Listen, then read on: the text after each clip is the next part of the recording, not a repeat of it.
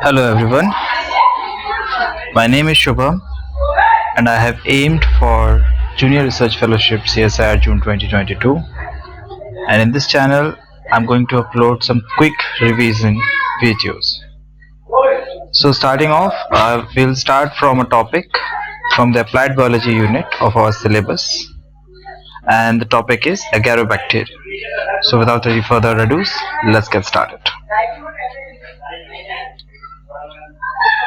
Alright, so why we do call Agarobacterium as the natural genetic engineer?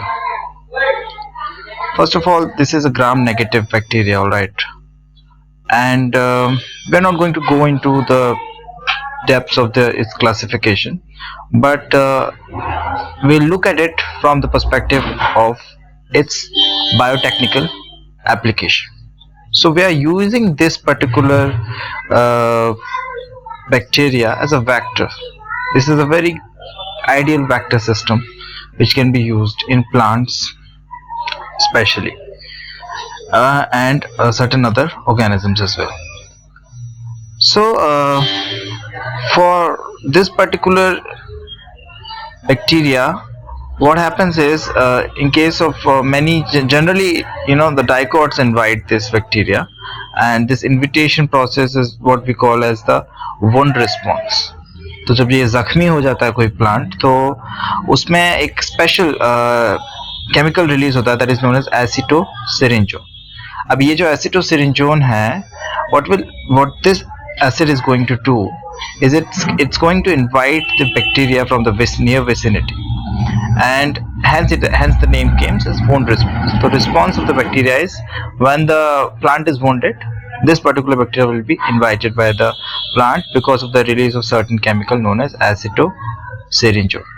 Now we need to understand here that first the wounding happens. तो जख्मी पेड़ है, अभी उसमें आपका जो है बैक्टीरिया आता है. This is a natural process that is going on, and how we utilized it for our benefit, that will come just after that.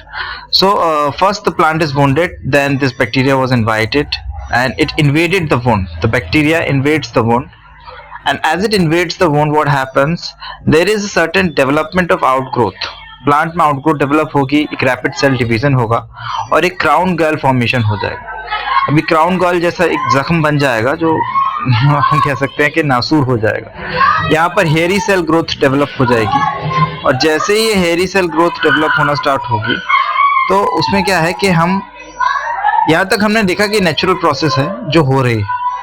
अब this natural process of invitation of this bacteria by the plant, and later on its incorporation in its cell, gave us the idea that why can't we use this particular bacteria which is already being invited by the plant as our messenger or certain kind of a vector to bring it with itself some certain kind of trans genes, है ना.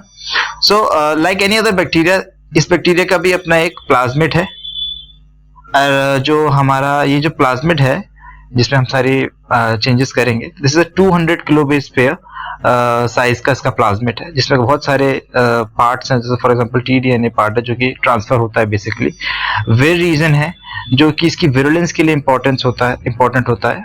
और virulence in the sense कि क्योंकि इसमें जब ये अपने native form में होता है, तो इसके अंदर आपको लेफ्ट बॉर्डर है, राइट बॉर्डर है, और बीच में जो है कुछ ये डिजीज कॉजिंग जीन्स ये भी मिलते हैं. लेकिन हमको इनसे मतलब नहीं है, हमको जरूरत होती है सिर्फ लेफ्ट बॉर्डर की, राइट बॉर्डर की, और हम बाकी का जो है इनके बीच का जो पार्ट है उसको डिसआर्म कर देते हैं, और डिसआर्म करके इसको सब्स्टिट्यूट कर देंगे हम अपने जीन ऑफ इंटरेस्ट के साथ, तो वो ये उसको लेकर चला जाए.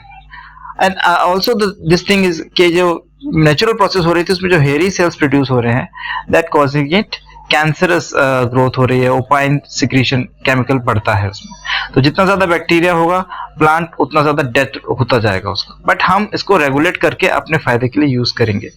ठीक है. तो अभी जो है टीडीएनए ट्रांसफर डीएनए रीजन में इसमें ऑन्कोजीन्स हैं जो कैंसर कॉजिंग जीन्स हैं, और ओपाइन जीन्स है जो ओपाइन सिक्रेट करते हैं. लेकिन हमको क्या चाहिए, इनको सबको क्लियर करके इसमें जो क्लोनिंग साइट अभी एब्सेंट है उसमें हम अपना होस्ट प्लांट में जो एंट्री कराने के लिए जो विर रीजन हेल्प कर रहा है, उसमें टीडीएनए में हम डिसआर्मिंग करके अपना जीन ऑफ इंटरेस्ट डाल के उसमें उसको यूज करेंगे टू इनकॉर्पोरेट।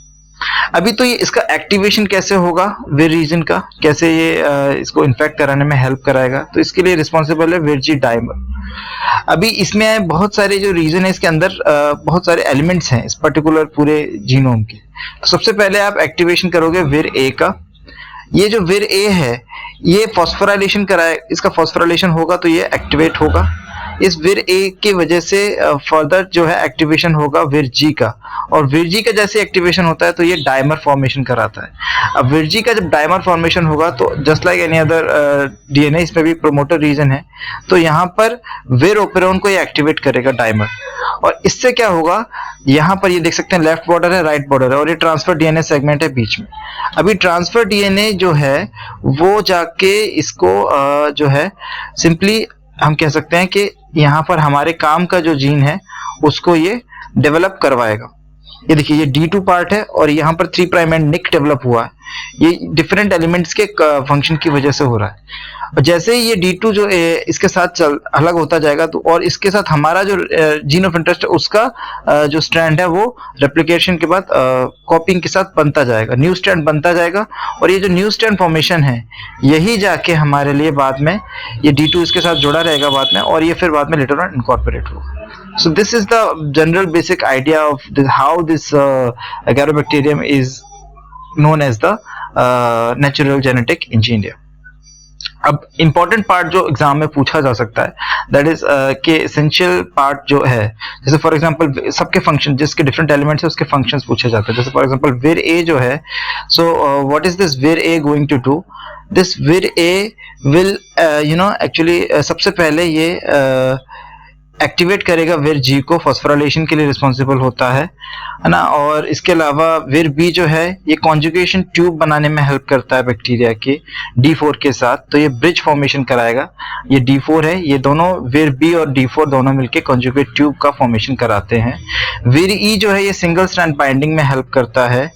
और इसके अलावा जो ये विर सी जो है, जो यहाँ पर जो ये स्ट्रैंड का टूटना हो रहा था, ये हेलिकेज प्रोटीन की तरह काम करता है, विर सी का काम है। विर D1 टोपो आइसोमरेज एक्टिविटी शो करता है। विर D4 जो है वो कॉन्जुगेशन ट्यूब बनाता है विर बी के साथ, जैसे कि मैंने पहले बताया। और विर एफ जो है ये प्रोटियोसोमिक एक्टिविटी, फाइनली जो काम है ये प्रोटियोसोमिक एक्टिविटी से क्लीव करेगा और इसको अलग से रखेगा अपने पास, और ये जाके इनकॉर्पोरेट होगा। विर एच का जो अभी तक है फंक्शन इतना शॉर्ट पता नहीं है, but this is all about agrobacterium and I hope it helped you. At least it triggered certain curiosity for the applied bio part, and maybe it will help you in your question solving.